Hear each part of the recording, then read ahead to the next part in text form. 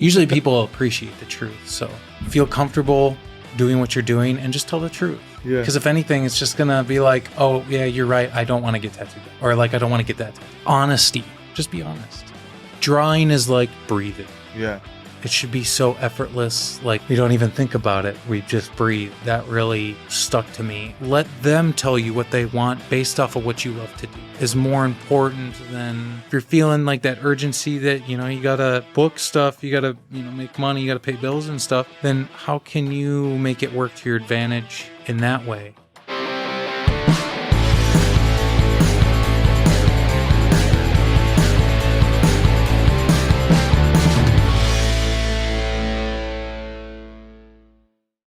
What's happening? This is Austin Spencer from Maverick Supply Co. here today with Support Your Local Tattooer.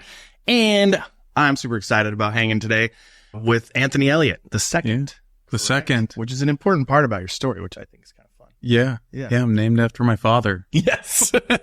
But there's some more fun things to come with that. Yeah.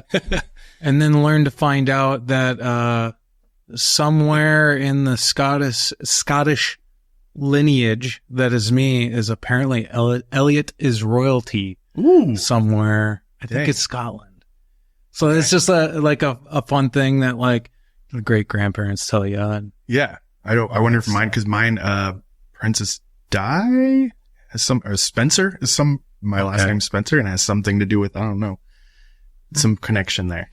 But anyway, it's a fun little. Yeah. So your royalty, your tattoo royalty. Yeah. You do. No. But, just a guy that, puts his pants on every day like everyone else. Exactly. So shit, like basically what we like to do is kind of just get down to, I love I always say this, but I love learning about people's history and tattooing and how they got into it. Okay. I don't know. I just think it'd be fun to get a little feedback from you and how you got into this wacky industry. Your story's pretty rad. Yeah, it's always interesting to be the observer of people who think it's rad. Yeah. And then it turns out you just live it. Yeah. Which just feels normal. Yeah, we have kind of similar stories. We both tattoo, and our father's tattoo. I got into tattooing like slightly before my dad, actually, which is kind of interesting. Okay. Yeah. But yours, you were raised, you said you started getting into this at a super early age, right? Well, it is 15 and I'm 32. Yeah. So it's 17 years of actually making marks. Like it didn't stop from 15, but. So you did your first tattoo at 15? Yes. Okay. It was on my father. Oh, it was cool. Like, I think the beginning he like downplayed it. It's like, this isn't that great. It's not that fun, like. Yeah. And it was like taking every ounce of me and go, Dad, I don't care. Teach me. And he's like, well, start showing up. And then on the weekends, instead of biking with my friends, I would go hang out. Before you know it, I would take the National Flash, flip it over, and then line draw the back. So he had the front and back so he could just flip it quick. This is before iPads. Yeah. So I was like going through and line drawing with a micron marker every single piece of Flash. Oh, okay. And then one day my dad's just like, you're going to tattoo me. I'm like, what? Yeah. And he's like, yeah, set it up. And I'm like, how? How do I set so you haven't even got that far. You no, he was just like, you could just do it. Okay. Just like we're just like shaded in something, but like, and you're learning that the needle bar faces up and all that stuff is like, that was foreign. Like that wasn't even like, oh, you're supposed to do that. And being overwhelmed by trying to even remember that. Yeah. Now do it's it all just right like, in front of it's him. nothing. Yeah. Now you're thinking about what's for dinner tonight. Yeah. You don't, it's so second nature that you don't think twice about it. So you didn't, it wasn't necessarily like a, kind of what we think of as a traditional apprenticeship kind of type thing with your dad. You guys were literally like, he was doing it and you were around. You've been tattooing since you were real young though, right? Yeah.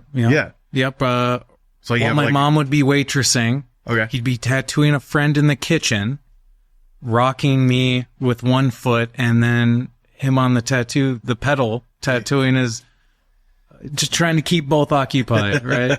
So I guess that's how I was raised in it. So it's like, knowing and understanding the fundamentals of tattooing and then just falling into it. It just didn't stop. I mean, they weren't the best tattoos, but that's what you were starting. Yeah. You know, and it was like one of those things where it was like, my dad did single needles and it was like 3 tights. So like, that's what I learned off of was like 3 tights. So like little tiny lines with some of the hardest stuff. I was like, go. Yeah. You know, social media started happening, all this stuff. And then you're like, oh, there's thicker needles. There's wider. And then, oh, you need different coil machines at that point to drive them. And it was like learning that. So he was kind of tight-lipped about it almost? Or like, no, he wasn't tight-lipped. Yeah. He's like, here's the fundamentals. Okay. And then I was like, I want more. Yeah, yeah. And it wasn't like he didn't want more. It was just like, you know, young 15, 16, 17. You know, it's just like, I need more information. Yeah. I want to know everything because the only thing I could ever think about is I want to be the best. Yeah. And I want to know all of it. That's fun. So you have some pretty early on memories of like watching him tattoo people? Yeah. I would even like, cause he had a shop in the house. And I guess maybe why I do skeleton keys and like keyholes is I remember trying to like look in the keyhole and you could just see my dad tattooing because he would lock it. You couldn't go in, but I wanted to go in. Yeah. But I wasn't allowed. Yeah. You know? So like, that's like a memory of. It was even more. Still the house I still live in. Yeah, you were telling me. Yeah, duplex. So I live upstairs. So yeah. I live separate from him. But yeah, that's the tattoo shop was the house. And then you guys so did he never, I couldn't remember, you were talking about it earlier, but he never went off and actually opened his own shop. He just kind of was tattoo. He did. Oh, he did. Oh, okay. Yeah, he did. He did roughly in the 90s on and off, doing a full-time job and just kind of doing national flash. Yeah. Line around the corner. They'd know he'd open up and he would do that till midnight. No shit, as a side hustle. Yeah. That's crazy. Yeah. So can you please turn off that alarm? There's an alarm going off in the back. Sorry. No, it's perfect. As it should be. We're operating out of the warehouse. So, yes, you know, we got all sorts of fun things happening. Right. But, yeah, so shit, back to that. Like, I think that's super fun. I can't imagine, like, I don't know, it's just being that much more excited about it. Tattooing is this like secret that was going on in the back room. Sounds fun. Yeah. It's interesting. It's interesting to watch it from now, or like from now, even then, or even just like how you think about it, or I guess just how it evolves. Yes. So you did say he ended up opening up his own shop. And then, yeah, and it would be like on and off. How old were you then? Well, that kind of stuff, that's when I started. Well, it was like early 90s. He had one, and then he moved into a different location. And when I was around 15, that's when I started showing up. So there was shops previous to, like, it was at that time, it was more like there wasn't in our state, there wasn't licensing. Yeah. And what would come from that is like, you know, you just call the police station, like, hey, I'm opening up, like, you know, is there any regulations? Hey, call the sheriffs. It was like, hey, this is whatever. And then we had a Department of Health in Minnesota, but it wasn't really regulated tattoos. Like, hey, like, this is what it is. They're like, you can't do that. He's like, well, I'm going to open up at this date, this time, blah, blah, blah, blah, blah. Like, you can come look at everything. I have it. Okay. I'm ready. Yeah. Never showed up. And he just, you just do it on and off. And it was very, very, feel like part-time, because it wasn't like always every week, you know, like not every week, every day. He just kind of always had a place, like a little art place that. Let's get it out of the house. It's just his own thing. Okay. Yeah. So and this is in Little Falls. Yep. Little Falls, Minnesota. Yeah. In Minnesota. And you said it's a real small town. Roughly 8,000 to 9,000. I think. So when was he the only one tattooing in the town back then? Yes. Oh, okay, cool. So he was like, so it's like Elliott's first and finest. Yeah. Yeah. That was always the thing that he always wanted to say, but really it never did. But it was more of just a joke. Yeah. That's rad. No, it's kind of cool too. And he has like his old business card, and it's at the historical society and stuff. So it's documented and stuff. Oh, that's cool. So at least then it's like, Yeah. that's legit. Yeah. So That's rad. And then you kind of started cruising around in like 15. You said you started, you tattooed him. Yep, tattooed him, and then some buddies that would get tattooed by my dad. He'd be like, "Hey, do you let my son tattoo you?" Like, yeah.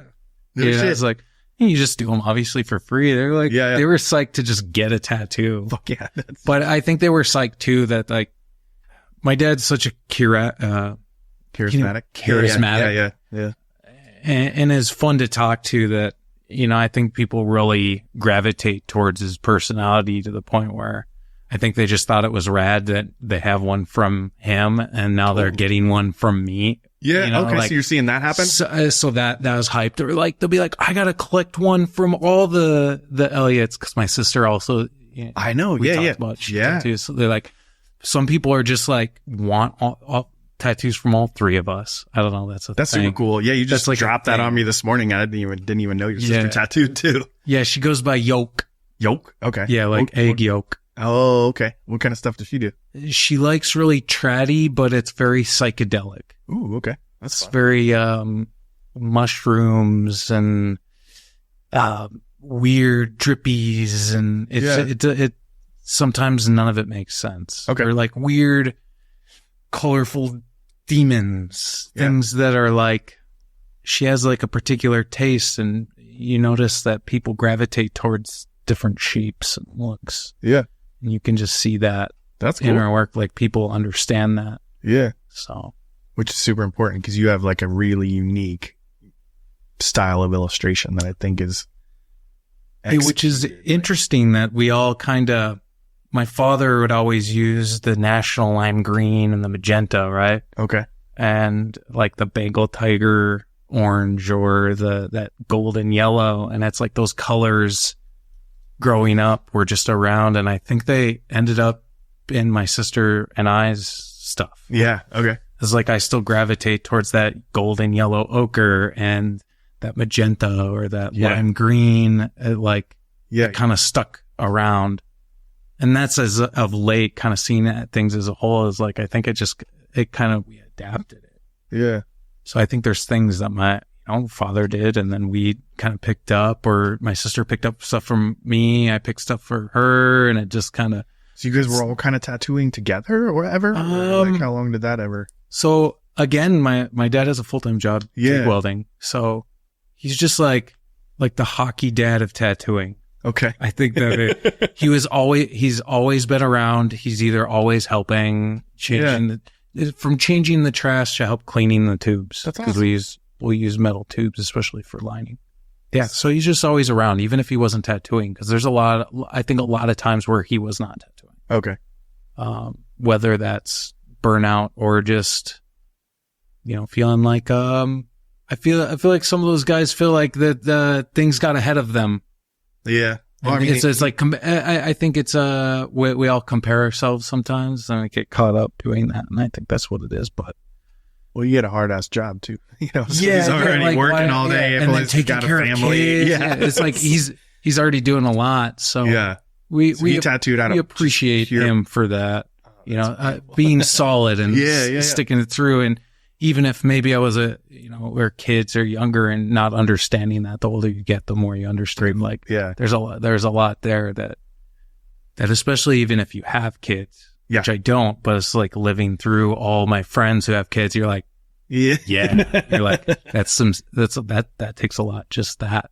Yeah. Just the no kids doubt, dude. and the full time and labor and all that stuff. And you just learn to appreciate the humans for your parents are human. They are. So you gotta. My wife and I talk about that a lot. Yeah, it's especially after becoming a parent, but I just realized like they're just people that are just trying to work with whatever was right within their reach and how they can make it work. And we think at first that our parents are geniuses and they've got it all figured out, and then you slowly realize that they don't, and then you kind of have that weird resentment for a second, and then you just grow up a little more, and then you're like, oh shit, never mind. Right. I'm a fucking flop too at times or whatever. Not a flop, but well, no, you realize your own flaws. Yeah, because we all have. You're human. Yes.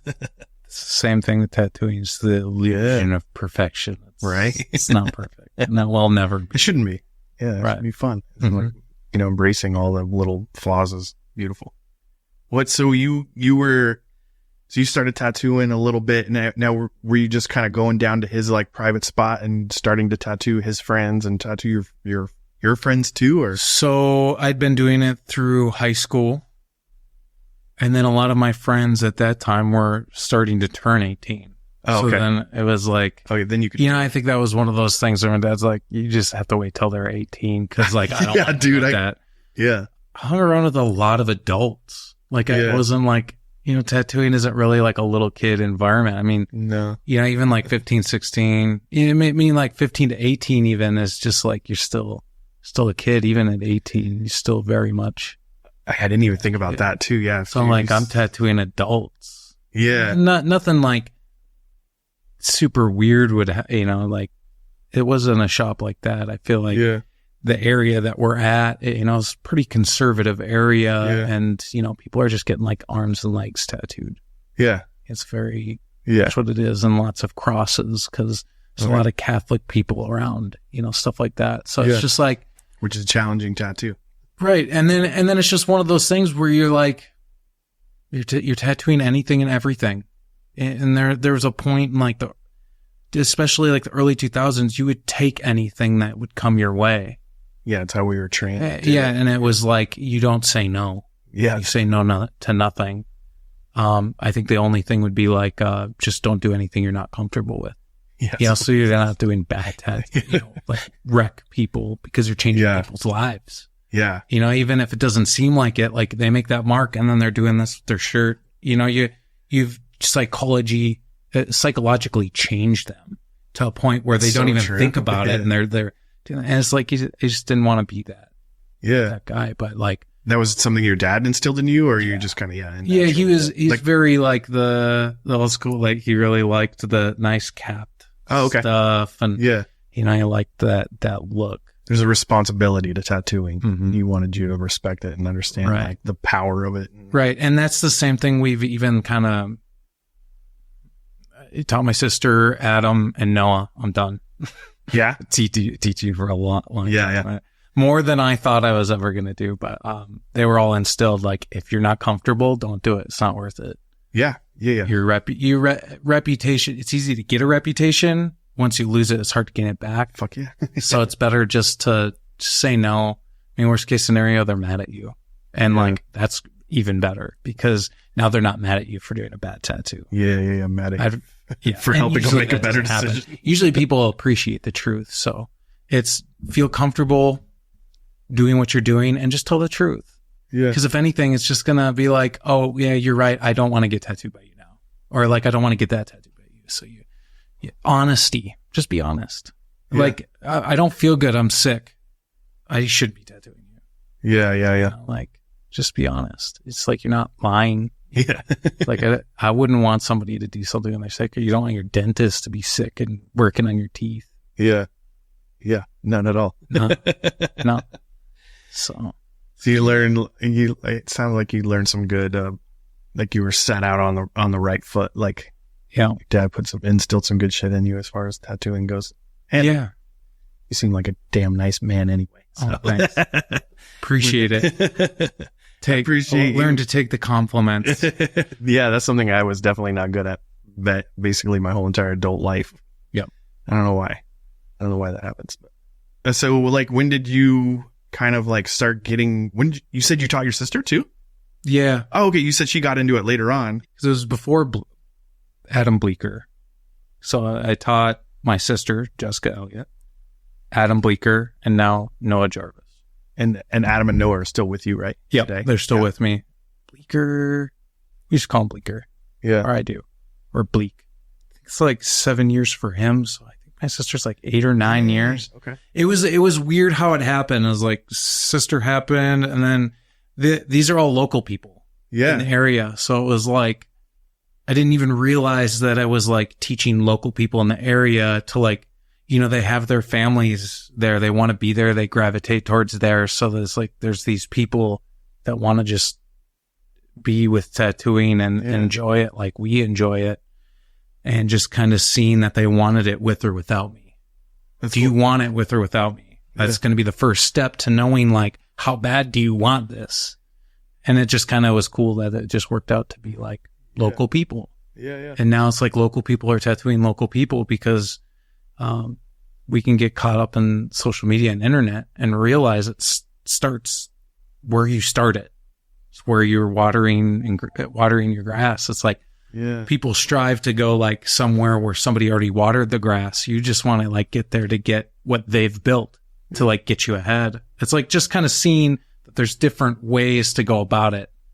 I think they're all going to be hard, but the degrees in which you have to push things is, I think, going to be different. Yeah. That makes sense. And it sounds like you guys obviously built up some good relationships. You guys still working together after all those years? Yeah. I'm lucky enough to have the four of us. Even if my father isn't there that much, which is fine. He'd do whatever he wants. I say it all the time. Cool. Yeah. Do whatever you want. Like, you don't have to tattoo, but it's really cool that somehow we all got along, and, it's even cool to see that like no one out of they get along. And it's just like, that's a big deal. It's just a bunch of nerds that like to do art, they like their magic. We like video games, it works. We like tattoos. So it's like somehow it worked out. Yeah. And that doesn't always work out that way. How's the evolution of their art come along? Like, are you seeing like influences? I would imagine your illustration style influenced slightly here. So I think the core of it is everything is fundamental in lines. Yeah. It's just, somebody comes in, they'll be like, hey, do you do portraits, for example? We don't do portraits. Everything is in lines. Yeah. So I think that's where we all agree. I like that. And then all the shapes are all different. Where like Noah likes that classic traditional look. Bleeker is very much video games and anime and, that kind of sector in lines, right? And then sometimes I would say neo-traditional for me. Sometimes I just say illustrative, but it's just like holding to the fundamental rules of tattooing that the tattoo will fall apart. Yeah. It's designing it to age gracefully is the equation, because you can't avoid that. So now we're kind of in a realm of like, what does that look like? Yeah. So it's like thin lines are gray, thick lines are black, what does this particular tattoo need? Like, does it need an 11 straight or a 9 straight or a 7 straight so that it ages at you're being a fortune teller. Okay. What is this going to look like at a particular time? Sometimes designing like is very inspired by Emmanuel. Like he does like all the little steps on his mushroom huts. Yeah. And I really like that. And I do them thicker and sporadic, try not to think about it too much. Just let it become its own thing. Yeah. It's like, oh, that's cool. But like, let's see what you do. And sometimes I'll let the thick lines touch, and I know later that they'll touch, but it'll just look like a shadow from the steps. Yeah. It's like, it doesn't matter. Yeah. It's just like letting it bleed together sometimes is all right too. You brought up Emmanuel Rodriguez, correct? Is it? I think it's Mendoza. Oh, I could be botching. Yeah. Okay. Or the Sacred Crow. Oh, okay. Yeah. I know people know that one. I think some people, for some reason, it's easier to remember the Instagram handles. I don't know. Yeah. Well, dude, it's all we kind of know these days. We quickly know. Like, I can look at your stuff, which I am extremely in love with. Like, I'm a nerd about illustration, and I love seeing someone's stuff that I can know for a fact that's yours, and you've developed that your own really unique touch. And I'm a huge fan of drawing skulls. So, I was instantly drawn. You use a lot of skulls, and like I don't know, is there any other artists like out there that just pop off your head? Oh yeah. You gotta give the shout out to Rob Goodkind. Yes. Dusty Neal. Emmanuel does have an influence. When you're like, him, no, for and sure. then you're it'll like, pop in your head later on. Because there's so many people, that the little curl on the jawbone. That's nothing new. And there's a lot of people that have kind of cultivated these little things. Yes. Or, Emmanuel, he likes to elongate that piece of the nose. Yeah. Or, you know, it's kind of cool to see Dusty Neal, like he used to like really focus on a particular thing and then just went, I do everything. Yeah. So that's cool to see. So that his skulls inspired me, but like he's just a tattooer. We're all tattooers, and yeah, it's easy to get caught up in going like, I need it to be a certain way, and you realize that you know you can do all sorts of things. But yeah, if I think of any other, they'll pop it. They'll pop out. But Good Kind, he's out of Chicago, right? Good Kind. Yeah, yeah. And then Dusty Neal, I forgot where he's from, but he's one of my first like early Instagram days. I remember being like, oh shit, like this Indiana, Fort Wayne, Indiana. Okay. I feel like he's not in my algorithm lately. I don't see him. You just got to go in there, like all of his stuff, comment a few things, and it'll pop right back up. I need to do that. Yeah. And then start looking at his story, when that happens, and then it'll populate forward. Yeah. And I really like just seeing what he does, like with just even like, again, he's just designing it to work as a tattoo. Yeah. It's like the fundamentals of tattooing.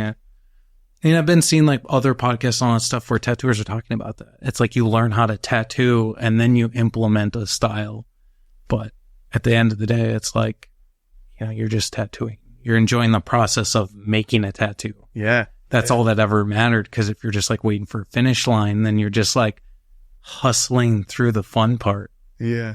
And then like, what's the point? Is that you're just like always, it almost becomes meaningless if you're just trying to get to the end result. Yeah. And then you never have fun with it, and then it doesn't reflect through anything that you touch. Because every tattoo you touch is supposed to be a good tattoo. Yeah, I like the idea. I'm always, I like the idea you're talking about, just like designing it for longevity, which I feel like gets lost when you're a younger tattooer or has been kind of ignored lately, it seems like, but everything's for the gram type shit. But yeah, it's for the gram, or yeah, I think people are thinking about other tattooers. Let's even just strip the internet away. It's like, why are you doing it? Yeah. What? At least, man, I could be wrong. There could be a whole bunch of other things, but like, why are you doing it? If you were doing it for the sake of longevity, that you're gonna last longer. Because at the end of the day, it's all temporary anyway. Yeah. The people, unfortunately pass away with the tattoo. You put long hours on them, but it's like, hope that everyone gets to live a long, healthy life. And you want that tattoo to last all the way to that point. Yeah. You're making a mark that's going to last all the way to that point is the goal. And that's, I think, the fun part of it. That's the part of the craft. It's like, if you want to be an artist, go paint. Yeah. Go paint. Like, and then don't think about tattooing. Yeah. In some aspect, you know. Yeah, when I stare at your tattoos, I'm like, fuck, these are definitely built to last. Like you approach it in this very simple, clean, traditional approach, but with your illustrative style. Like, I don't know, that's how I feel like I constantly tried to be able to be doing that, and later in my career. In the beginning, I feel like I fucked up a lot. It was like trying too many styles in one. I think, especially new tattooers maybe don't realize is that you got to try everything. Yeah, yeah. So you are going to do those things, and worst case scenario, you can either go over top the thing. Like, there's tattoos out there that there's some of my first, if they ever came in and they wanted me to do it, I'd do for free. Yeah, yeah. Just like, let's like, you trusted me. Let me give it a second coat. I know now. I know better. Yeah. You know, it's, I'm never gonna avoid anything. You know, I marked you up. I guess I just try to have like a good mindset about like, I was trying really hard and I was trying to put my all into it. And, you know, it's a practice, like doctors practice. Yeah. So it's like, I just hope people would be like, you know, at least even see this and hear this is like, just come back, just hang out. Like, we'll figure it out. Like, it's perfectly fine. It's like, that's the disclaimer of like, we're experimenting in a way. We're discovering what works and what doesn't work. And hopefully you had the right guidance to at least get there a little bit faster, but not everyone got that luxury. Yeah. You know, where it's like, I try to, and it's even like the people that I taught, I learned a little bit more and I got better at teaching. Yeah. And then before you know it, I feel like Noah got the best part of all of it. Well, I'm like, ironing out my sister, then Adam, and they're just apologizing to them like, hey, I know I do things differently now. I'm willing to admit that like there's a better way to teach this. You just got your own unique version of teaching. You're training for parenting right now. Like, that's what all that is. Yeah. So it's that's funny. It's just kind of just ironing it out. Like we're all doing it. Scotty Munster. Oh, forgot Scotty Munster's an influence. Yeah. Fantastic. Shout out to him for saying. I remembered him saying. He probably wouldn't even remember it. We were at a convention. It's and I'm probably gonna botch what he said, but along the lines of just putting your heart into it, trying hard to just do your best so far. Yeah, is being a good tattooer. That's beautiful. Yeah. So like that's the most important thing. If you're doing that and you can approach it with honesty and help those people, don't forget about the people that help you build it. So like you got to cover it up, you got to rework it, do it. That's a part of the journey. The journey of like, if you need to feel like you need to cover your tracks, not cover your track. I don't know a better term for that. Lack of a better term. Yeah. And then just do something about it. Just don't be that guy that avoids that stuff, because you're doing them a disservice and you're doing yourself a disservice. Yeah. Because you're a tattooer, you're part of the culture. Like, kind of have to share that. How long did you think? I don't know. I feel like you have like I said again, a very, very distinctive style right now. Like, how long do you think it took you to kind of like really start to find your groove and feel that you? I just hear younger tattooers say all the time, "Well, I don't have a style and I don't have this," and like I feel like it took me like 10 years or more to even. I'm not the only one, I think, that says this. I wish I would have just done more focusing on learning how to tattoo than what style it should be. Yeah. I feel like the internet bred that. Whereas like if the internet didn't exist, you just wanted to be a tattooer. And I think that's why I always come down to just these simplest things of like, just focus on the process. Just do some flash. Yeah. Like just tattoo some cool flash, because then at least you have this blueprint to follow along, and then just do that stuff over and over again. And it's like, get as many as you can. I even remember how many free tattoos I did. Yeah. On my friends, let's just get cooking. I don't want to stop. Yeah. I wish I would have done that, because I got caught up in it needs to be a particular style. Oh. And then you, like limiting yourself almost to an extent. Yeah, you're putting yourself in a position where you're thinking these thoughts that other people have either implemented in you, or you start making stuff up based off of what you see. Yeah. And that holds you back from just creating. Because the whole point is that little kid that's not thinking about anything. Just making. I just remember sitting in my room as a little kid drawing. I wasn't thinking about time, wasn't thinking about adult issues, responsibilities. I was just making. I didn't care what it was, as far as like, I just would trace Pokemon. Yeah. Like I loved doing that. And I wasn't like, oh, I shouldn't be doing that because nobody else does that because I'm stealing. Oh my gosh. Like you start to like get in your own way. Yeah. And I think that's some of the things that kind of opened up the idea of like, I think some of the things I do are just natural to just do it. It's fun. Like right now I'm really into plants. So I just draw plant matter. Yeah. And all of a sudden, like, I'm like, you know what? I like skulls. All of a sudden I'm drawing ivy around it. And then I might not do that tomorrow. Yeah. And that's okay. You're pulling influences from all over you, and then these beautiful things that you're passionate about. I noticed that with other people. So like, Adam's a good example of like, that dude like lives, breathes, tattooing in video games. Yeah. Tattoos, goes home, plays a video game. Okay. You can see influences in like when he's playing video games. I mean, I even do it too. When something comes out, I'm all about like fantasy and unicorns and dragons and all that stuff. And it's like, I gravitate towards that stuff. Yeah. And then I'll buy the video game art books Those are great inspirations because they'll give you weapons and like different clothing and armor, like every element of the environment. And you liked it, and then now you're starting to try to implement that in a tattoo design structure that maybe fits. Yeah. For so a lot of times you'll see when I draw things, I'm like drawing things specific to a body part or the roundness of like ear or the back of the cap, like you blow it up and fit it on the cap. So it's like trying to find these ratios. It's not necessarily about the style exactly. It's about everything that I love designing it for something that I also love, which is tattooing. Yeah. It's like let's simplify it. Let's not complicate this because ultimately it's just creating. Yeah. But I'm a tattooer, so I create for tattooing.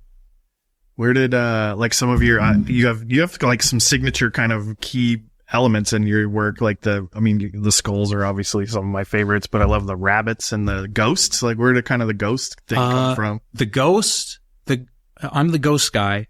I did not plan on being the ghost guy. I kind of want to get a ghost. No, I'm down. Like, it's funny how that I'm happens. grateful to be put in a position where I get to do something that's just like, everyone's like, oh, the infinity sign. It's like, if there was a line around the corner, I'd do every single one until I drop. I don't care. Yeah. But like, I can replace that with a ghost. Yeah. And now I get to just like do ghosts, and then you get so proficient that they become easy. Why would I make it difficult on myself to say, oh, I need to be doing something else? Yeah. I just know how to drape a sheet. Yeah. It looks great. That's all it is. Do I turn it this way? Do I twist it? And then you just... Well, you'll have like these very obvious, these shapes that have bins in them inside the sheet. And it looks great. Well, it flows so tight. Do you have ever heard of Kim Jong-gi? He recently passed away, unfortunately, but the dude, drawing is like breathing. Yeah.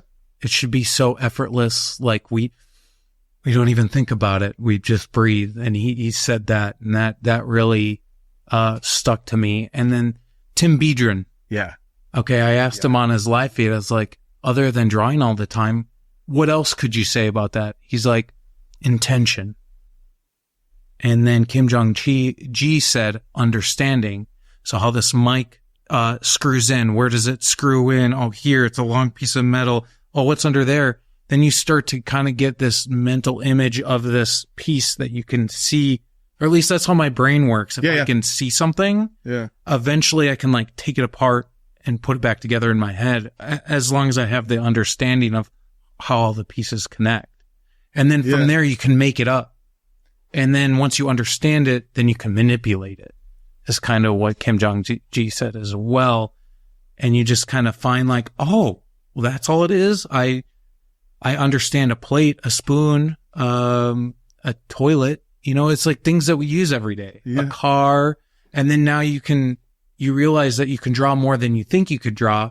You're just trying to draw all these other things. So maybe sometimes that's why like I drew a weird little creature in a claw tub.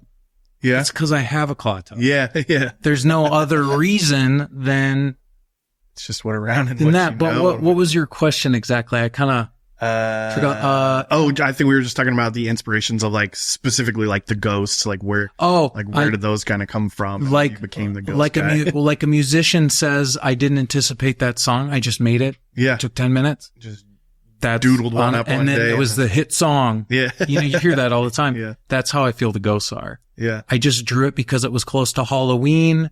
Somebody got it. All of a sudden people started asking about it. And then I was like, oh, I should probably just draw more of these, because my mindset was, you can't say no. So just draw a whole bunch and then tattoo a whole bunch and just say yes all the time. What's kind of a fun thing too is like, how many different cool ways can I draw a ghost or, a draped sheet? And what was fun about it is like people would approach me with an idea. Like, hey, can you have one like with a bowl of Cheerios? Okay. Like what? Okay. Like, I'm not going to say no. Like, so it's like holding a bowl and then it's just like simple little dots and circles like floating out of it. Now it's not Cheerios, but it's like tattooed symbol of Cheerios. I like your little stick, like kind of skeleton, like solid black line work hands coming out of it. Yeah. So then it became the hands that you only see to here. Yeah. And then I was like, it's kind of getting bored. Yeah. Just get bored. Like, what can we do to make it fun for me? Yeah. Yeah. You know, but people aren't going to hate it if I'm changing it up a little bit. It just kind of adds to that. Hey, these are one-offs. I only tattoo versions of them once, right? So we're just trying to like, how many more elements can I put in this to kind of interchange? Yeah. And you start to think about it in that way to the point where, can't talk about it too much, but I'm working with, Tattoo Space. Oh, cool. And we're working on something that has to do with ghosts. Yeah. And then the rabbits too. You got the rabbits. Yeah, the rabbits are the rabbits are anywhere from like my dad used to do magic all the time. Oh, really? You know, it's just very showmanshipy things. I think that just kind of comes with time. So just remember kind of growing up and always enjoying that. And where we live, it's just riddled with rabbits, and you would just see them sunbathing in the backyard, like sprawled out, like they're like pets. You know? Yeah.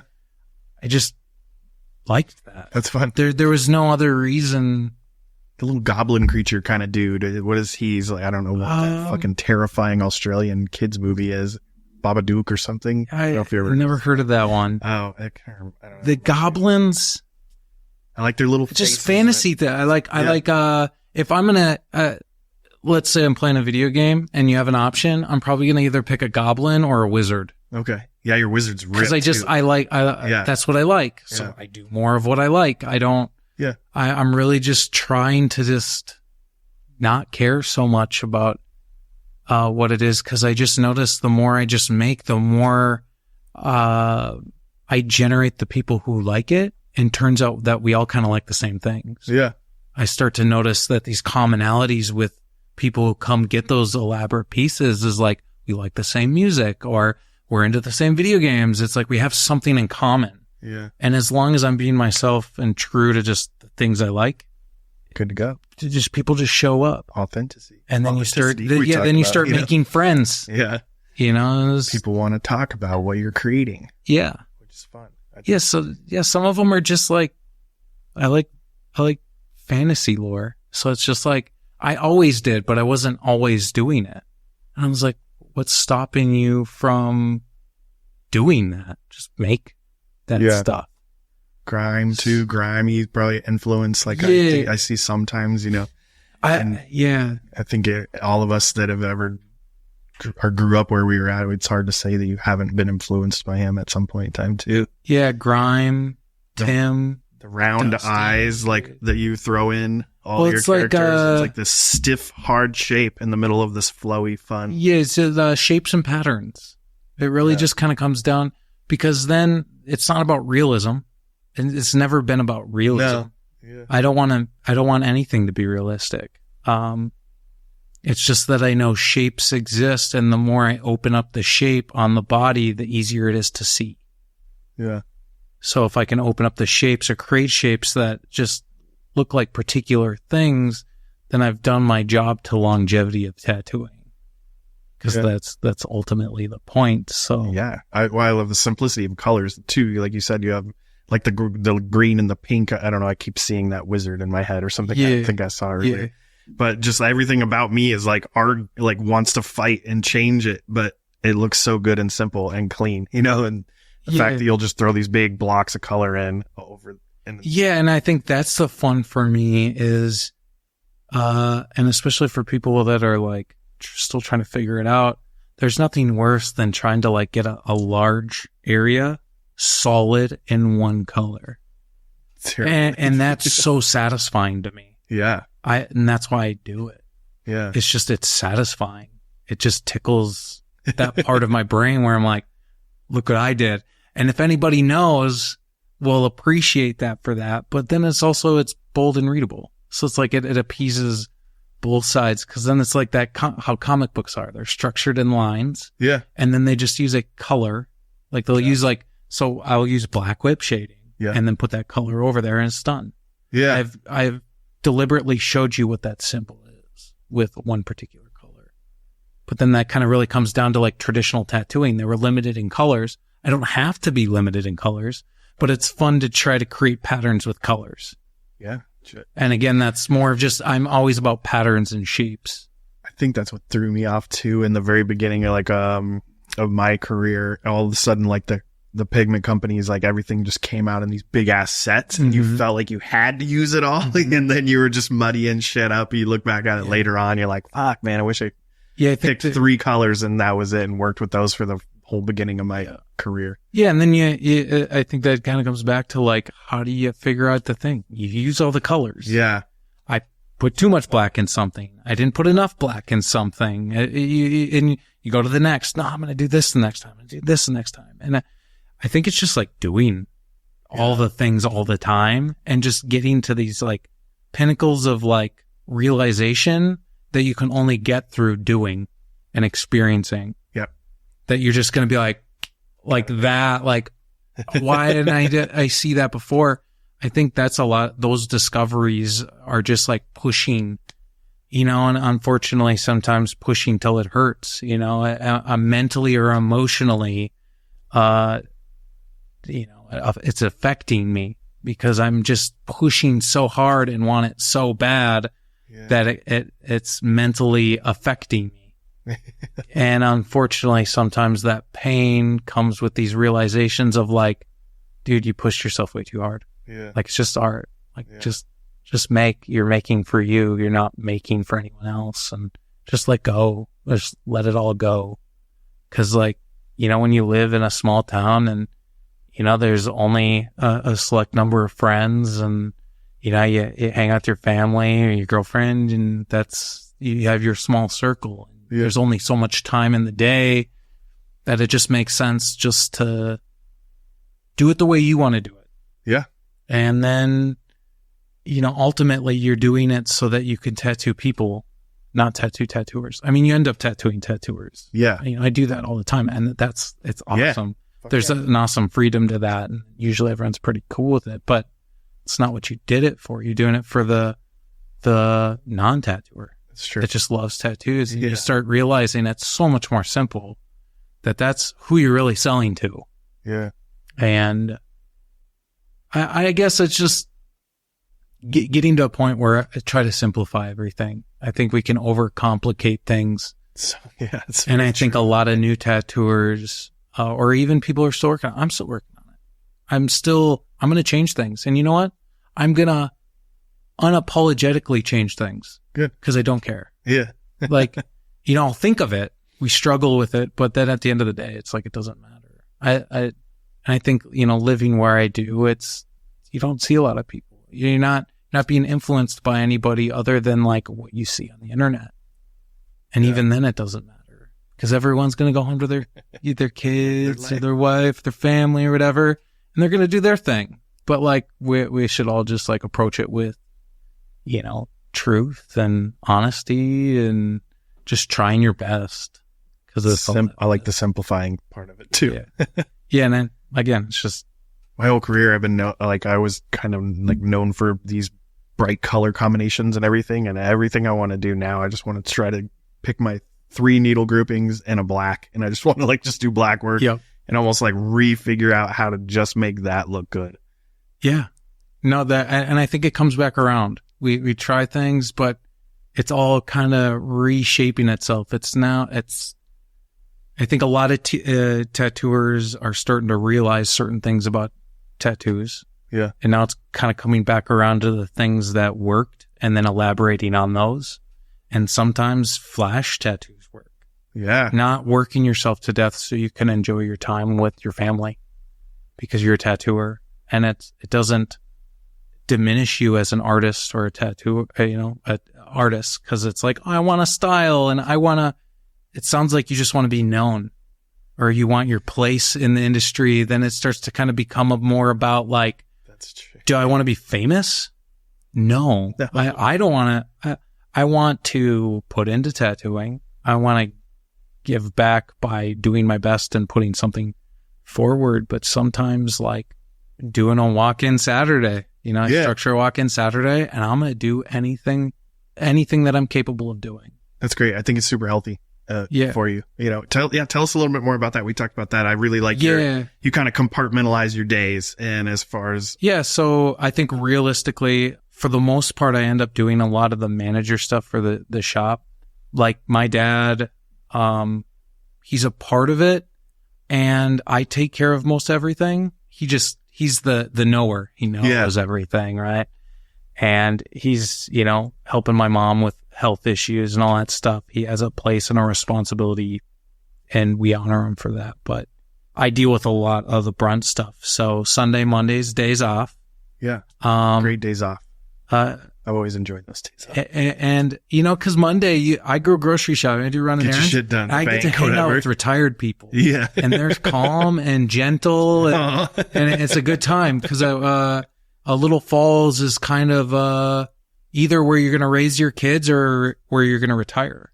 Okay. That's a good prominent amount. Like a lot of the industry is like nursing or nursing assistants. And that's a lot of people we cater to because we tattoo a lot of women. Oh, okay. More women are getting tattooed than men in our town. That's for sure. Sunday, Monday, day off. Tuesday is manager day. And that could even mean consults, ordering. I really just want to make sure that the guys in my shop are taken care of. They're giving money to the shop. Yeah. They deserve particular things to make sure that it's worth it to be there. I want to give them a space that I would want to work in. Yeah. And that's what they need, deserve. And they most definitely deserve. And they show it through working hard and doing the job that they intended. Yeah. Tattoo. Yeah. And then, Wednesday, Thursday, Friday is appointments only. So it's usually like full day, half days. And I just kind of structure that. It's just so easy to be like, full day, half day, it's this much.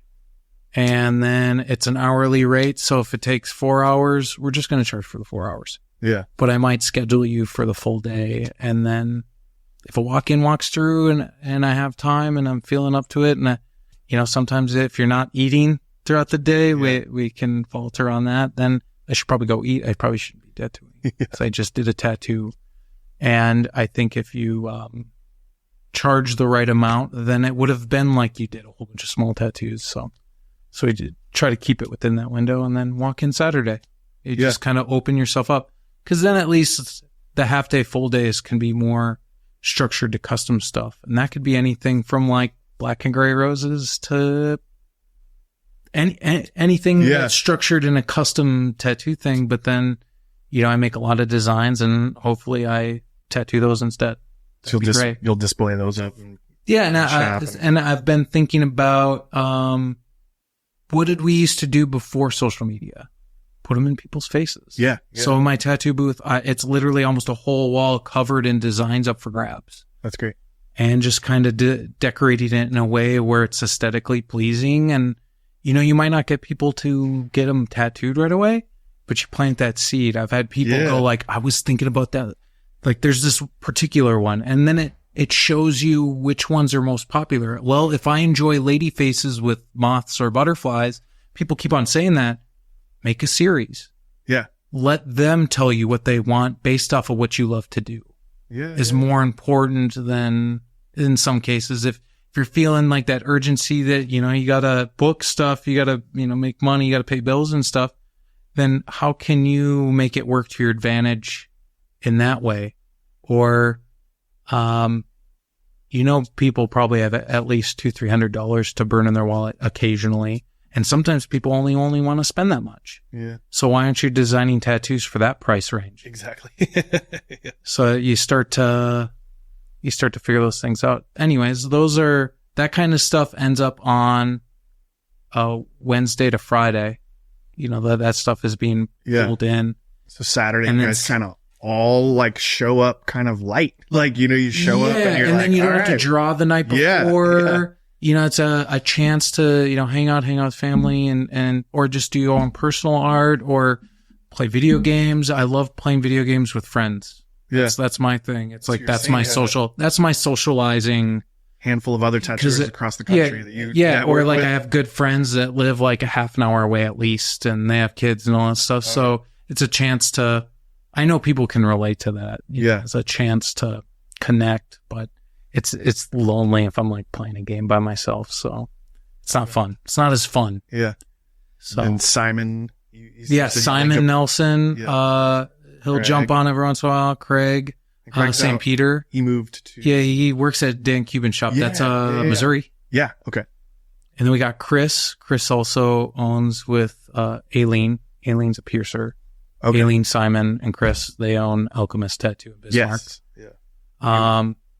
And then they have Brian, who's grew up with Chris, and he's a photographer, does photography for the jewelry and all that stuff, and they have a great team up there. I think that he did that commercial for you. Yeah. So cool. Can't forget about Connor.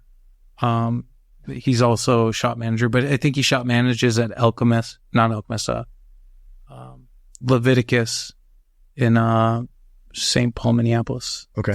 Stuff like that. So there's all these people, all these connections of like either people who have surrounded themselves around tattooing that aren't tattooers that are kind of a part of it.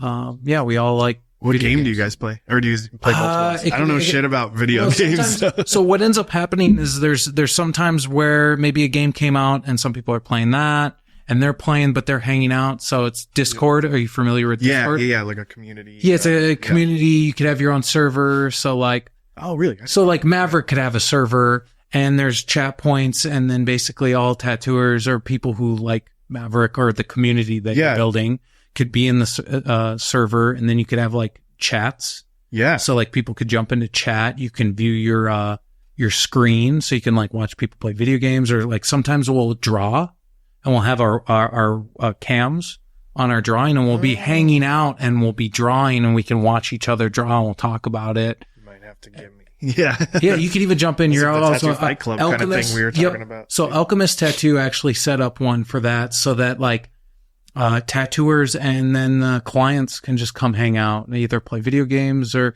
we just hang out. And then we have like a private tattooer chat that like we'll go into the voice chat and we can hang out or share. Okay. We were trying to get into for a while there, just kind of like we were trying to do like maybe a subject matter a month, and we'd roll a D20 digital dice on Google. Okay. And then whoever got the highest would choose the subject matter. We would all kind of draw, pool in, and then we would critique every single one.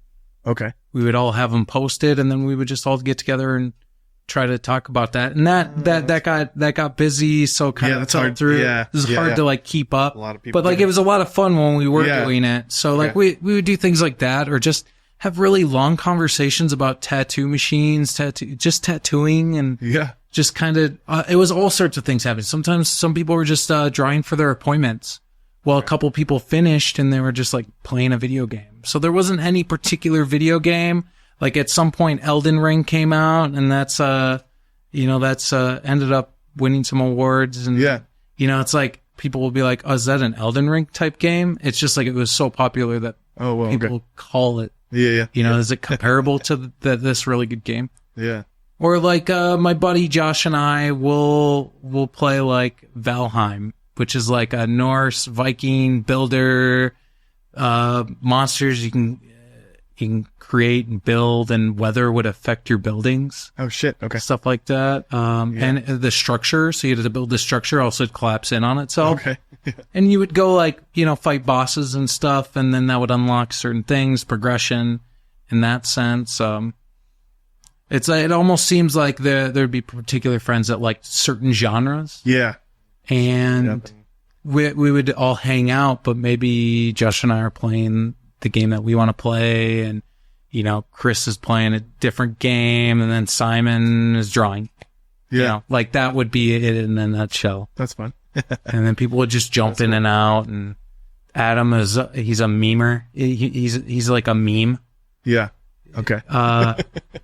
Just always doing funny stuff, and he would jump in and play music. He wouldn't say anything, and then jump out. You don't know what was going to happen. So it's just like, everyone just hanging out and having a good time, really. It was never really anything or what would be happening. It was never planned. I forgot how you said how did you meet those guys up there? Like through you? Craig. Oh, okay. Yeah. Craig kind of started it. Craig was hanging out with those guys and ended up working with them. And then Craig was like, "Oh, you play games?" They had no clue. No one had any clue. I was like, "Yeah." And then Discord happened, and then all of a sudden we where there was a point where I think we were playing games and hanging out a really large amount of time at one point. Yeah. And then it just seems like, summer happens and all that stuff. And then we kind of trickle out and trickle in. Yeah. Now it's just kind of like when it happens, it happens. Yeah. Or like sometimes Chris jumps in. Not everyone all at once. Yeah. It's just like this group. That's cool that the technology can tie us all into together like that. Yeah. The little intimate times of like short amounts of times in the day we have too. Yeah, and it's just and then it would be like in the evening. Yeah. Everyone would hang out. People's kids would be in bed, and then that's when they would have their time. Their moment, Craig is a World of Warcraft nerd, and see, that's the thing about Discord. You can see who's playing and what they're doing. If they're in different chats, you can jump in. So like if you're like in you have somebody else's server added, you could just jump into their server and just hang out with. It might be like, I know Craig, but I don't know, like I kind of know his friends. That's where it jumps. But you guys met through tattooing, obviously, right? And like through Instagram or something? Or we were all kind of on social media, but it was the video games and the Discord that I think really kind of made everything blossom. Oh, cool. That's fun. That's like a good group of artists too, though. Yeah. It's got some like, everybody has their own. It was a lot of fun to have conversations with them. Like, stuff that I don't even know if I'd be able to like really remember, but just remembering the kind of in-depth, like really deep conversations about tattooing. It really kind of. So you've done guest spots up there or no? Yeah. Oh, okay, cool. I think I only did it once. They always hound me to come back, and I do want to come back. But then I'm doing things like this, or it's like there's only so much time. So I'm going to get there, and I think I'm just going to, because they're rad friends. I'll probably stay longer. Yeah. Because I think last time was like 2 or 3 days. Like sometimes I'll dip my toes in. Let's do just a little bit. Yeah. And then if it keeps on progressing, then it makes sense to maybe a week long, really enjoy it. Maybe we can get everybody out to Vegas. Yeah. Like a little gathering. I think that'd be sick. Yeah. I don't know. It's kind of fun hub. And I think that works easier too, in the sense that like, what if we can find an Airbnb and we can split the costs, Yeah, or link it up with like a trade show that's like the gaming trade shows or whatever. Like Mason Shimano came through. He wasn't even here for tattooing. He was here for a board game convention. Like I know they'll all be down. It's just lining it up. I think a challenge these days, but I think it's just doing it far enough in advance, like even if it's a year down the road. Yeah. I think that's how it's going to work for everyone. Yeah. But I'll tickle Chris's ear, plant the seed, see where everyone's at. That'd be fun. Yeah, because I know I could even see all their wives come through too, girlfriends, all that stuff. We got plenty of stuff for everybody to do. Yeah, and then we can all hang out, or like the wives and girlfriends do something while the tattooers are doing the tattoo thing, and then we all meet up in the evening. Yeah, there's possibilities for a lot of fun stuff. Shit, endless. Vegas. I'm always done for stuff like that. Yeah, I appreciate you coming out here. I'm as happy to. As first time meeting everyone. Yeah, actually, we got to get after having like a kind of the Maverick relationship for probably a couple years. I know it's a trip. It's like we were kind of talking. There's still people that I haven't got to like meet in person, but we talk all the time or whatever. Maverick and stuff. It's cool. Yeah, or just like constantly tagging. I don't know who's doing the social media, but Brian, Kennedy. Okay, and then we kind of all pop in there. Okay, yeah, Brian mainly handles everything. Okay, pretty awesome. But tell me more about like you got goals for the shop, or are you real happy right now with your shop and where you going? I think it's making a point to travel. Yeah. I think that's something that is important. I tend to find myself, if I find myself like wanting to leave or having like this like weird feeling of like, I got to change something. I just probably need to go see something new. I need to go, I just need to get out of my normal and then refresh myself and come back. Yeah. So I'm trying to really make it a point. I think there's things in life that kind of make things up more apparent as you kind of get older. And that's one thing that's like, no, we got to got to do the things. We got to do all the things that we want to do. Like, there's no better time than now to make sure those things are happening. So that's one thing. You know, I really care about the guys at the shop. I want to see them succeed. So I think the goal is to push these guys to like get known to a point where I can see that I can see what they need, their strengths and their weaknesses, and try to push that out of them and encourage it. Even if like I'm the dad, you know, they're like, oh, whatever, you know, they do their eye rolls or whatever, but like, I know what they're doing and that's fine. But like, you know, I'm still going to push at you a little bit. So I think the goal is just to try to make sure that they're well-rounded, they're taken care of, they're able to make sure they seem like that. They already are doing those things, but just really make sure that they're, to a point where like it already is happening. I'm gone. They're taking care of this stuff. Yeah. And, you know, just making sure that the team is solid. I've been trying to eliminate all the jobs that I got to do. So I finally got somebody taking care of my books. Oh, okay. Ended up being somebody who I grew up with. That guy his name's Brady Herba, and we actually went to school together, but he used to book for bands. He used to do a lot of booking stuff, manager stuff for that kind of stuff. He's like, I'd like to do it for tattooing. He's like, I noticed when I would contact tattooers, it'd take them a long time to get back to me. And he's like, I just want to participate in a way where like I can alleviate that and make sure that, you're getting the tattoos you want and organizing yourself in a way that you don't have to. And I was like, he wanted to start doing that. And I was like, let's do it. I feel like I can trust you. I grew up with you. Like, it's easier for me to like let the reins and see that blossom. And he's been doing a fantastic job. He's doing it for multiple people? He wants to. Oh, okay. So okay, I'm like his only guy right now. Okay. But like the potential's there.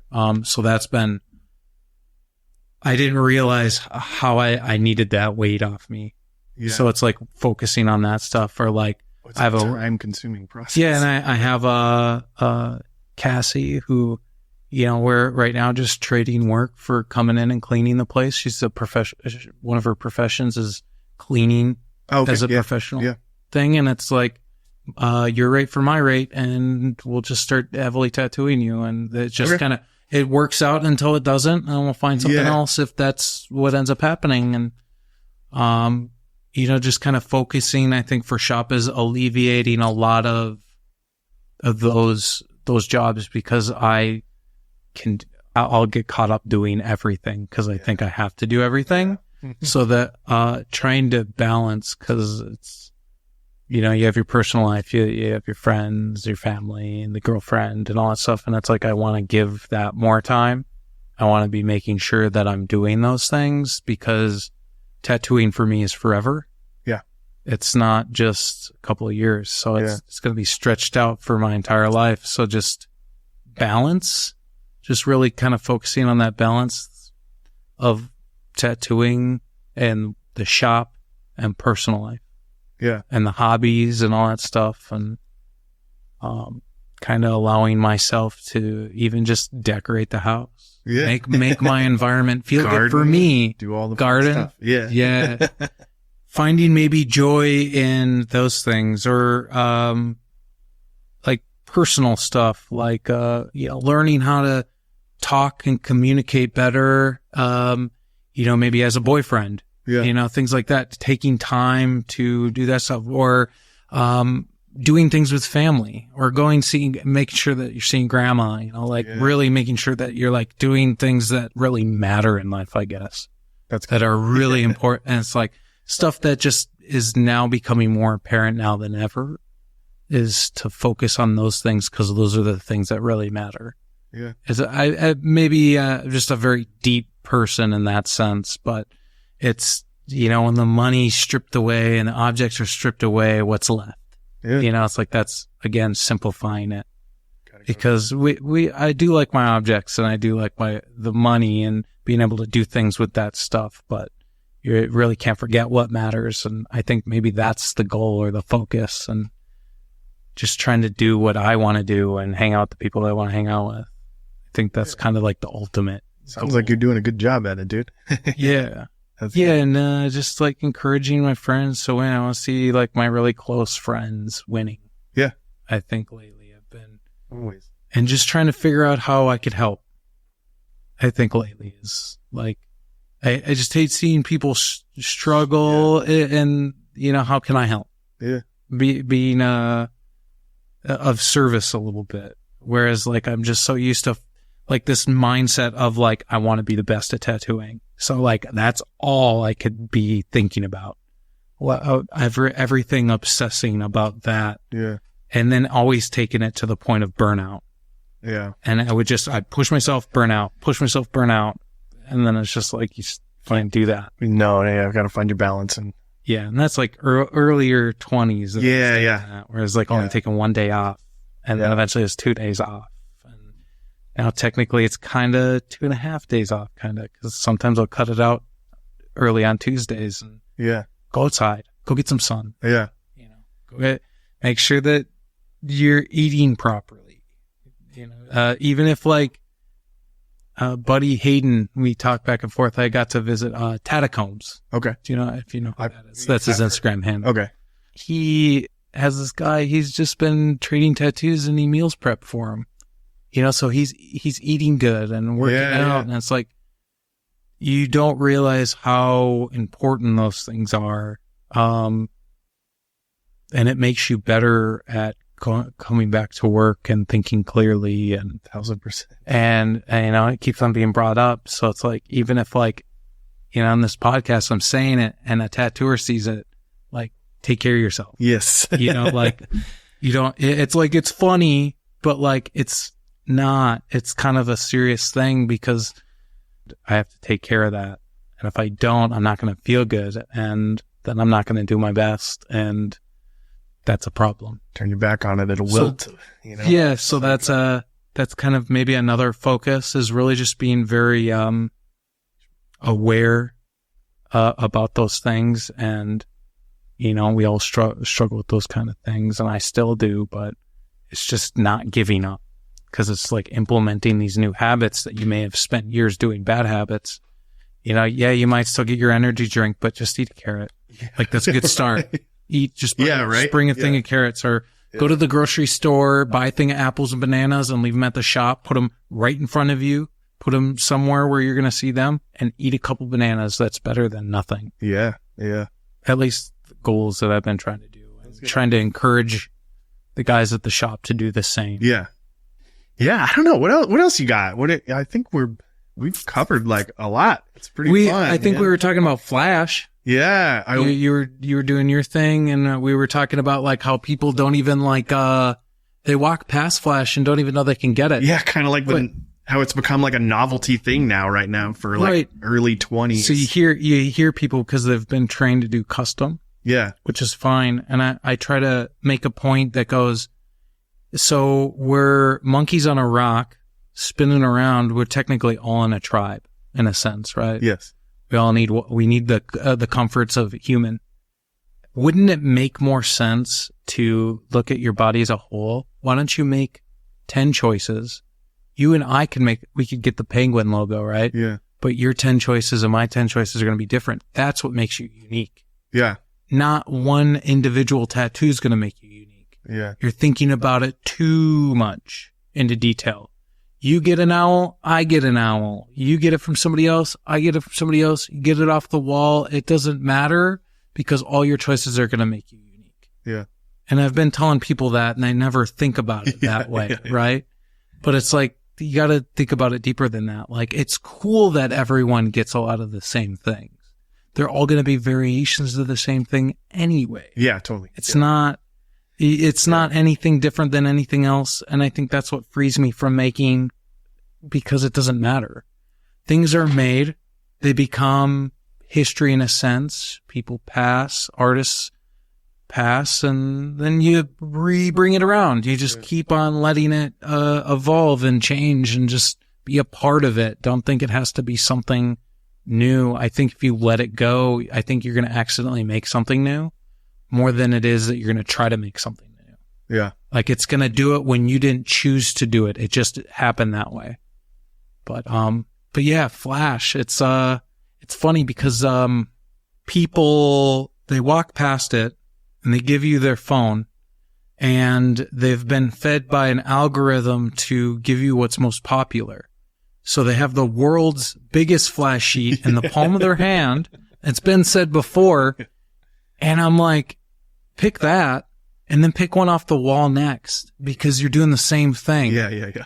And even if I do my own spin on it, there's nothing I can do to a symbol that is a symbol. Right? Yeah. So it's fun. It's fun seeing it come back around. I'm like, well, now we're trying to implement it more into our shop. And even, like I said, pull out the flash that we had on our walls 20 plus years ago and figure out new ways to tell stories about that particular flash and who did it and how they influenced us at that time and how many times I did that piece of flash. You know, it's cool. I don't know. I'm trying to figure out ways to tell that. And what's fun about it is people don't really realize, especially just like maybe somebody's not an artist, anybody who touches that is just going to be different.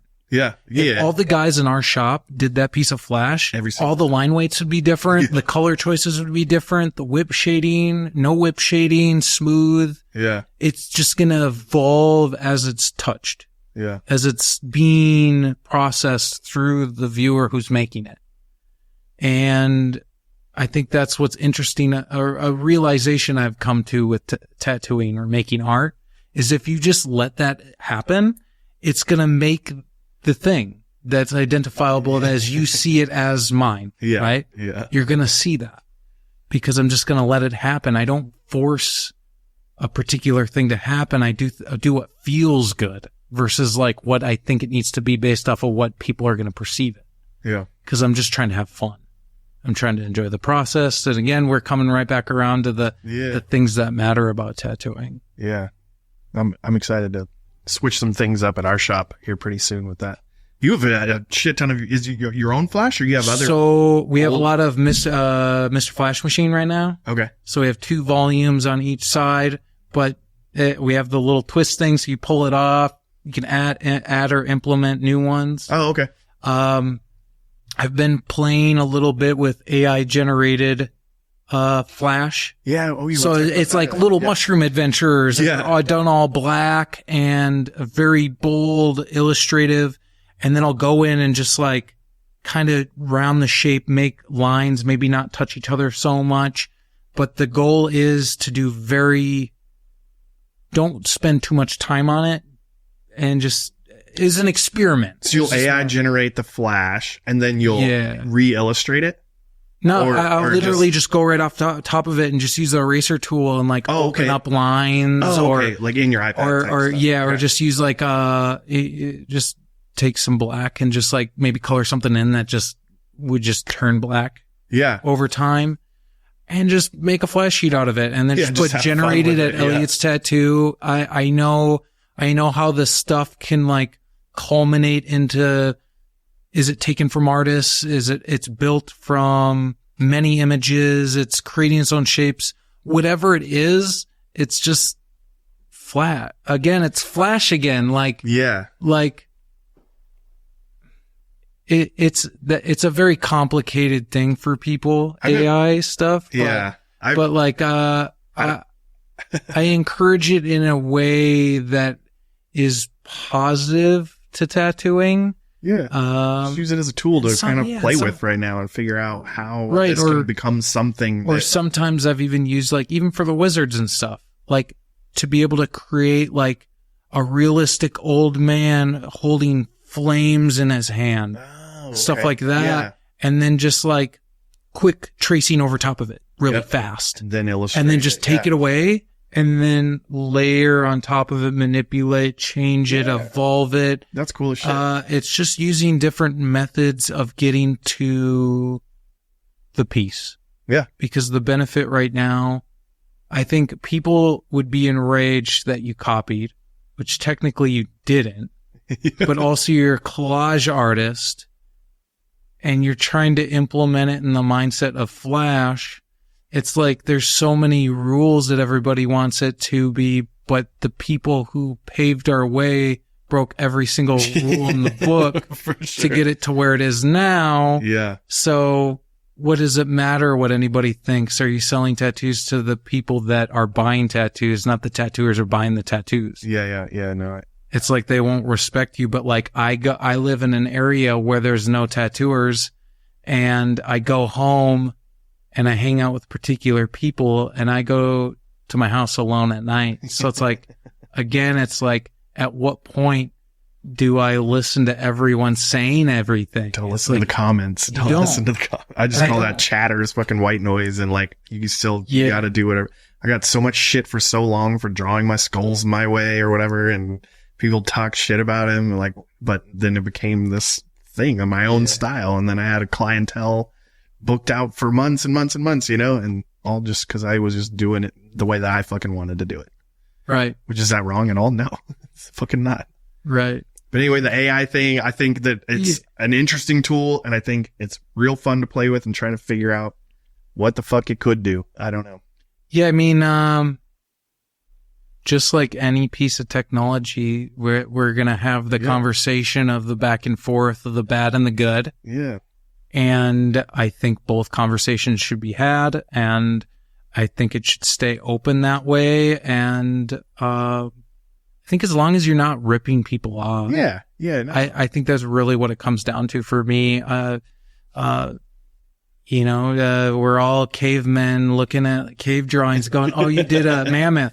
And then you do a mammoth right next to it. And then somebody else does a mammoth. It's like, just let it evolve. Let it be the same. Let it be different. Let it, that art has no rules or limitations. It's only like what you're working with that confines that. Is it acrylic paint? Is it a tattoo machine and skin? Like, is it oil paints? They all kind of have their fundamental rules, but there is no rules after that. Yeah.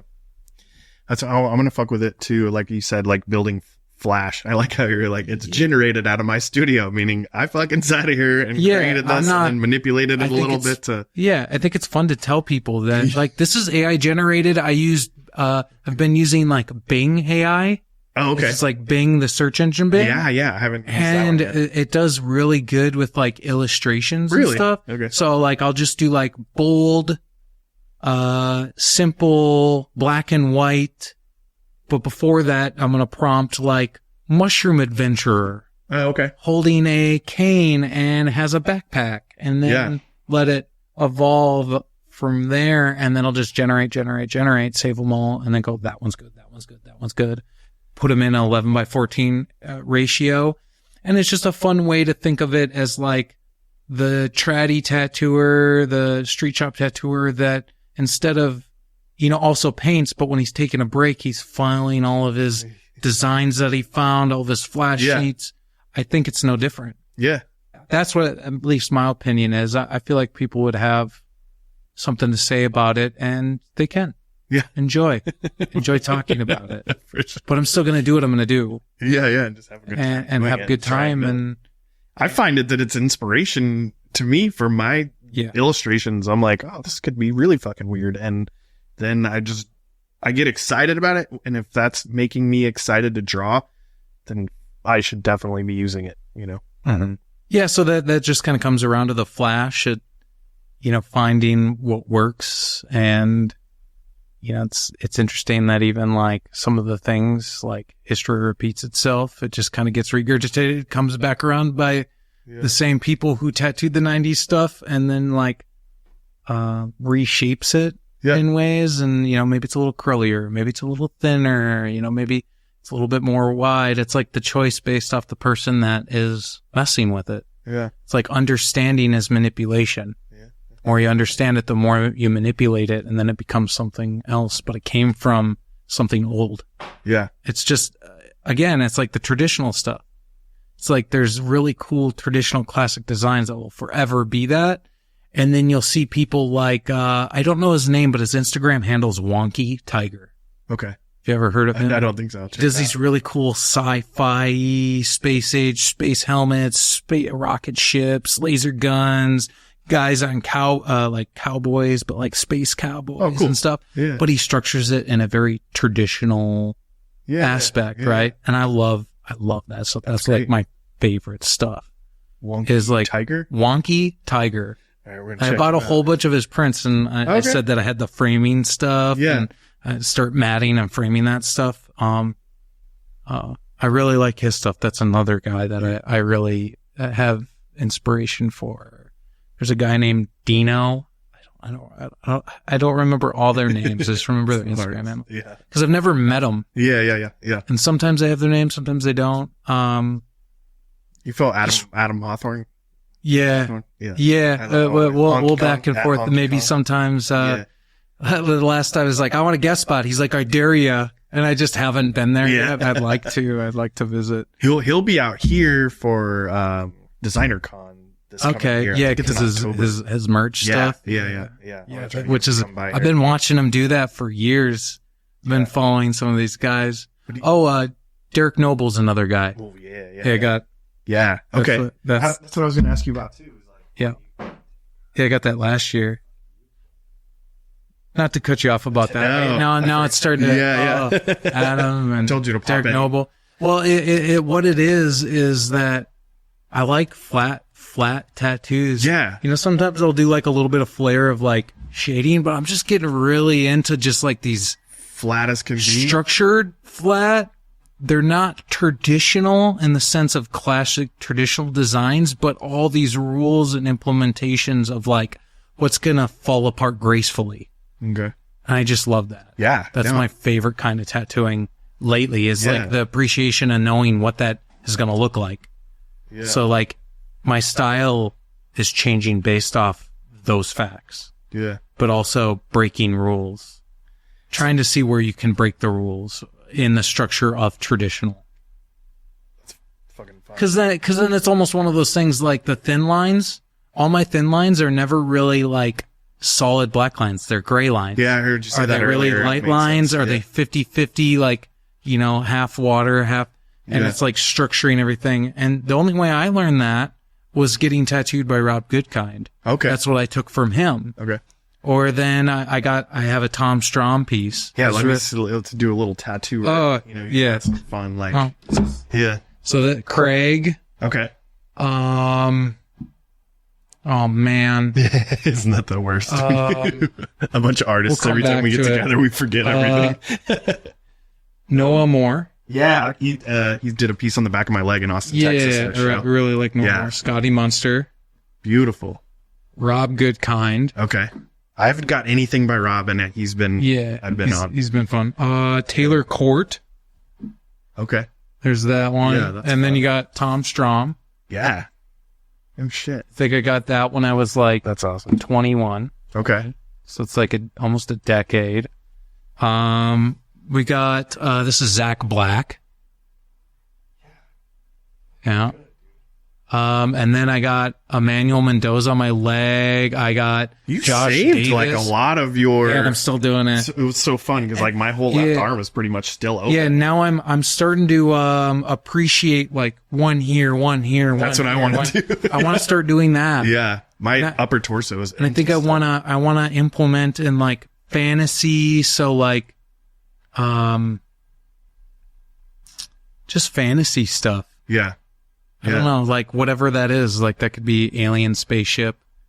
I'm stuck on all black lately. I just want black work, like flat, simple. so like if you can make a tattoo look. There's stuff that's like kind of tribal influence, but it has like an eye and it's more curly. I've been really enjoying that Yeah. stuff. Yeah, Like, yeah. That's kind of what I want to kind of roll up here. Yeah. Is that really punchy, readable, Yeah. like that stuff when I'm like 85, it's Just- like even the color's gone, that Yeah. black and that boldness, and it thickened out a little bit. I love that look. You don't have anything on your back? Nothing on my back, Yeah. nothing Save on my back front. by- oh, really? Just starting to finally get stuff above my knees. Oh, okay. I'm pretty blank. Yeah. So you like jumped in there, basically just focused on yourself and tattooing and didn't go get tattooed a whole lot? Like, I'm addicted to saving yeah. a little bit. I don't rely on the government. I don't rely on anybody. need to create my own security. Okay. And there's definitely things that I would really maybe like to do. I took the Artful Dollar course. Oh, okay. With the Ryan. Yeah, Ryan Roy. Yeah. Oh shit! How was that? That was good. I just listened to his. It was podcast. enlightening. There was things that was. So there's going to be people that are struggling on saving, and then there's people that have a savings and don't know what to do with it. Yeah. He does this money waterfall system that, like, in my brain, it structures it in a way where I don't worry. Yeah. I like have savings and high yield savings accounts. Everything's automatically. Yeah, and what's cool too is at the end of the year, it's like, oh, you need this form printed out. You print it out and you just give it to your tax person and be like, I made this amount of money off that. And what's really cool is, like, even during tax time, Tax Tuesday, you'd work with the tax guy and he would, like, help you out. Hey, you have questions, and you do your own taxes. And, and he was always very much like, if you need help, like, message me right away. Like, that's cool. Like, don't, so it gave me, perspective of things that I knew I was doing right. Yeah. And then implementing a system that works. I have a living expense account, and then I have my business account, and they're totally separate. I have, my business account having money go into a tax savings account. Yeah. So I took my yearly amount and it's just taking from there. And then I figured out all my living expenses, and that goes into a separate account. Yeah. And then I just kind of deviate, that stuff. So, like, I have some going to a retirement fund. I have some just trickling, just $10 a week. Just, yeah. Yeah. Cause you don't think about it. Yeah. You just let it evolve. Like, I don't know what I'm going to do with that. The money's there, but he designed it in a way where it breaks down to a point where you see that you don't have as much money as you think, because you don't have $400. Yeah. You have $400 trickled down into chunks. Like, people are like, oh, you must be, like, rich or something, you know? And it's like, I go home, I save my money, and it trickles down. So I don't get all that, but, like, I'm also not buying a bunch of stuff. You mentioned, like, it's real affordable where you live. Or have you, I don't know if you own the building that you're in, where your tattoo shop's in. Is that something I rent? You can try to maybe do in the future? Is, like, I've thought about it. Yeah. I've always had the dream of, like, living upstairs and tattooing downstairs. Yeah. And I always thought it'd be cool to have, like, a built-in balcony. Yeah.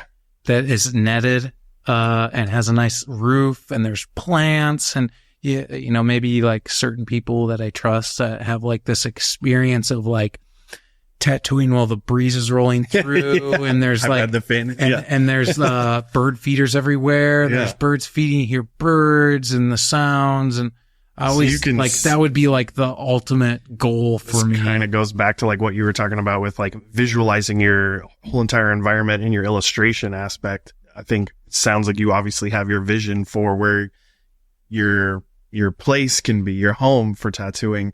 So definitely don't be afraid to get out there and, like, check out all the commercial real estate in your area. You talked about people saving money and not being able to do with it. If you're good at saving your money, those are good things to do with your money. Yeah. That way it also, like, and helps, you know, just secure your destiny. Like, I've offered to buy the place that I'm in now, and they're just like, we're gonna rent it out for a while. I do this. I'm like, because they got a tenant in there, but, like, go on LoopNet. Go to LoopNet. I'm always looking. Oh yeah, do that, and then just if you there's this one that's for rent that But look for the ones that are for sale. Yeah, and then set your goals, your savings goals, to get up to the point to talk to that dude about Ryan. I'm sure he can help you about how much you would actually need to save up to buy that building. That way, you can have that destiny set in stone. Like, I was.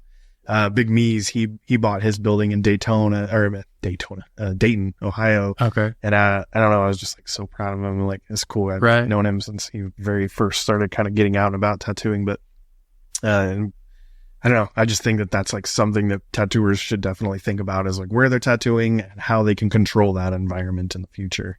Right. Super valuable, and, like, something that you can pass on. I guess Your kids, or if you rent that shop out later on, or somebody else takes over. Yeah, it. I think the thing with all that stuff, and I don't think I've ever done it, is the commitment aspect of, do I want to put my time and effort more into where I'm at in my community? Yeah. Is always something that I've kind of struggled with. Yeah. Because if I do, I want to be all in. Yeah. Because I was born and raised there. Yeah. Is that the place? It's like that constant question of like, where, obviously where's the place? And if I've been doing, cause I had the realization, I'm like, you've done everything that you said you wanted to do in this spot. You're making the yearly income you were looking for. You're doing the tattoos that you want to do. Now you're doing retirement. Like, you're doing all these things. Yeah. You're doing the things that you had always said that you wanted to do, and now you're doing them. So like, where else do you do it if it's already working where you're doing it? Like, those are the questions, and that stirs up. So it's like, think about too, if you own the building, then you can always still be a part of your community that your roots are deeply into, and care about that building and restore it. That's why I really want that one that we rent in, because there's a big garage in the back. Oh yeah.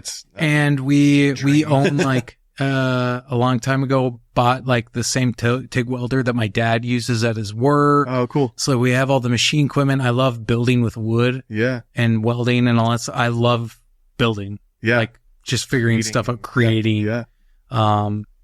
And it would be really cool to like do ideas. I have a lot of ideas in my head about. And you can house and help the and it would just be nice to have a hub where it's all in the same spot. I live, I make art, I build in the back. It's all it's all encompassing. You own it and nobody can tell you. Yeah, it's like my island. Yeah. Because then you realize the island is how you create the island, is exactly where you're supposed to be. You're putting the pictures on the wall you want to see. You're selling tattoos how you want to sell them. This is how we do this here. And I get to do the things in the back in between appointments. And I can take a day just to do non-tattoo things. And the guys have me there to be able to do the owner thing, responsibilities. Yeah. And I think that if you were asking a question, that's the ultimate goal. Yeah. And sounds like you got a clear ass vision. And it's one of those things where I could do it. Yeah. I could buy a building. Yeah. I've been ready, but that's good. Am I ready up in here to like make that decision? Yeah. I mean, it's like getting a tattoo. You can overthink it and it's going to be there forever and it's going to do this and that. And you just take the step and then you have this, it's already done, and then you can fill out the building in any which way you want. And then, if you only want half of it, then you can sublet out the other half. And then, and that just, provide security for your team and everybody too. It's cool. I'm like, I've been renting my building for over 20 years. And if you look at how much you paid for it, and I'm like, fuck. You could have gotten that thing. And now like in our city, like commercial real estate is very expensive, it's like, I don't know if, if we'll ever be able to buy the building I've been renting for a long time. Right. It would be nice. And I look at all, I think maybe even after this conversation, it's something more, kind of, I see about more putting more just thought into it, letting it. I say just like think about it and then think about every step it takes to do it. And then as you're doing that, you're learning and then helps you make that decision. Like, okay, cool.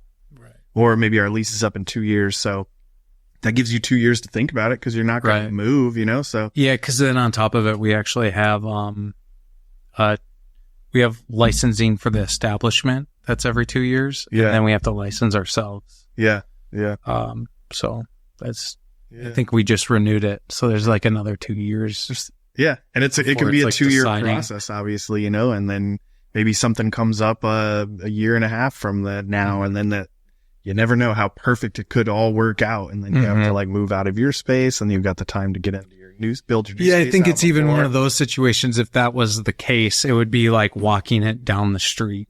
Yeah. Or like driving it down the street, just like, cause it's like, there's not a lot to choose from. It's like, it's, there's like the historical section of it, which is like all the older buildings.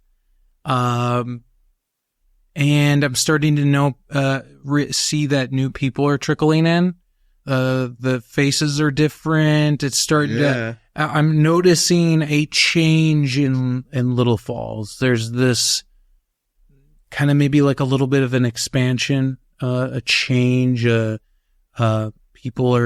just different people, different cultures. It's starting to, cool. Maybe, I started to notice a lot of people are moving out of the metropolitan area because it's costing more. Post-COVID. And they're trickling out. Mm-hmm. And these new faces are coming through, and, they're coming to get tattooed, and they're buying the buildings, they're buying the homes and redoing them, those things. Right. And that's when all the values start creeping up. But I don't know. I push you to do it. I just love like the dreamy, to me, like coming up big, living in a bigger, crazier city is like, it just seems so beautiful to be able to live in a small town and be able to own the country real estate, especially have so much history there. It's like really cool. Well, I think seems like an honor to be able to like own something. So I think the ultimate dream was too, is like a lot of times those buildings come with like kind of apartment style stuff. Yeah. So who's not to say that, people who are getting larger work can stay, and it's like a part of the experience. And then now you're kind of creating more of an experience than like,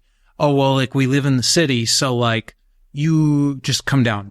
Yeah. Like, or somebody gets on a plane, comes down, it's a little bit, the dynamics, the guarantee is the same. Yeah. I need a guarantee that I'm going to be there and ready, and I got to take off work. And, but really ultimately that's what I've learned about tattooing, is giving people a guarantee. Yeah. And they'll show up. Yep.